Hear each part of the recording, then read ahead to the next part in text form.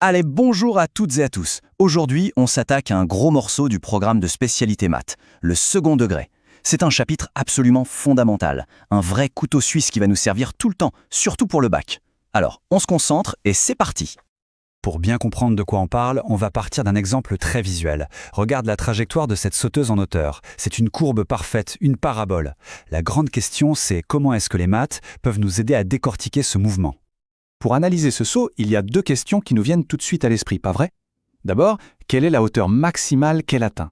Et ensuite, à quelle distance du mur est-ce qu'elle va atterrir? Eh bien, c'est exactement ce qu'on va apprendre à calculer aujourd'hui. Notre mission, si tu l'acceptes, c'est de devenir des maîtres de ces courbes. L'idée, c'est qu'à la fin, tu sois capable de regarder une parabole et de lui faire dire tout ce que tu veux savoir, juste avec les bons outils mathématiques. Ok, l'outil mathématique derrière tout ça, c'est ce qu'on appelle le polynôme du second degré. On dit aussi trinôme pour faire plus court. Ça a toujours cette tête-là, p de x égale ax carré plus bx plus c. Et le truc génial, c'est que quand tu dessines cette fonction, ça donne toujours une parabole, sans exception. Et c'est là qu'on sort notre fameux couteau suisse. Il faut comprendre que ce polynôme, on peut l'écrire de 3 manières différentes, 3 formes. Et chaque forme est comme une lame spécialisée, super pratique pour une tâche bien précise. Alors quelles sont ces 3 lames? Premièrement, la forme développée. C'est la forme de base, super rapide pour calculer une valeur. Deuxièmement, la forme canonique.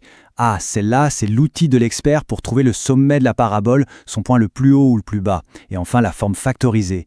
Elle, son job, c'est de trouver là où la parabole coupe l'axe des abscisses. Le secret du jeu, c'est de savoir quand sortir le bon outil. Ok, mais comment savoir s'il y a des points d'intersection à trouver? Comment savoir si on peut même utiliser la forme factorisée? Eh bien, pour ça, on a un chef d'orchestre, un indicateur super puissant qu'on appelle le discriminant. On le note avec la lettre grecque delta, et c'est lui qui va tout nous dire.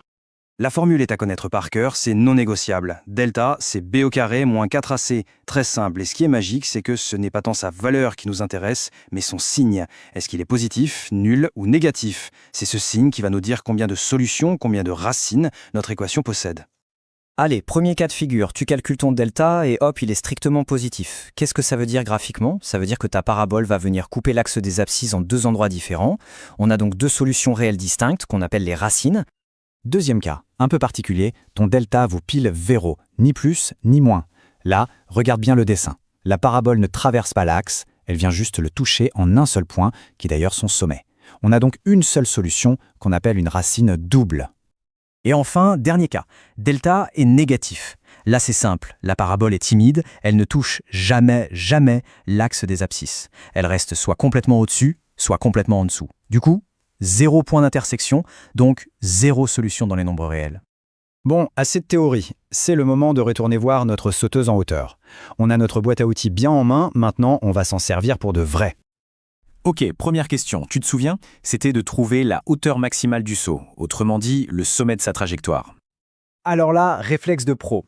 Dès que tu lis les mots maximum, minimum, sommet, extrémum, ton cerveau doit s'allumer et crier forme canonique. C'est vraiment l'outil qui est fait pour ça, c'est sa spécialité.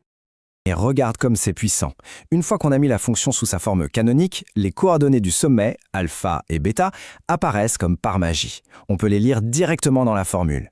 Ici, on voit tout de suite que la hauteur maximale, c'est l'ordonnée du sommet, bêta, soit 2,25 mètres. Problème résolu. Ok, la hauteur, c'est réglé. Maintenant, la deuxième question. À quelle distance est-ce qu'elle retombe? Où est-ce qu'elle touche le sol de l'autre côté? Quand la sauteuse retombe, ça veut dire que sa hauteur est de 0.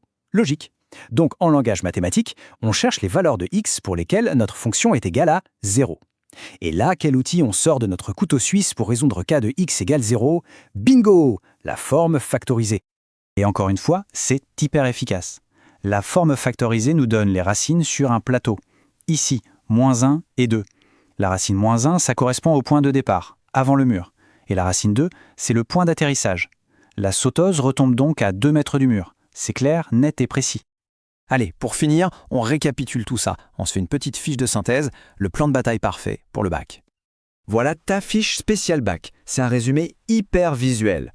Objectif, trouver le sommet, outil, forme canonique. Objectif, trouver les racines, outil, forme factorisée. Objectif, calculer une image rapidement, outil, forme développée. Avec ça, tu sais toujours quel outil choisir. C'est ta feuille de route, impossible de se perdre. Et il faut garder ça en tête, ce ne sont pas juste des formules abstraites à apprendre par cœur. Comme le disait Galilée, les mathématiques, c'est l'alphabet qui nous permet de lire et de comprendre l'univers, de la trajectoire d'un saut à celle des planètes. Alors maintenant, le décodeur, tu l'as. Ta mission, c'est d'ouvrir les yeux autour de toi. La prochaine fois que tu vois le jet d'eau d'une fontaine ou un ami lancer un ballon de basket, essaie de voir la parabole qui se cache derrière. Le monde en est rempli, il suffit juste de savoir regarder.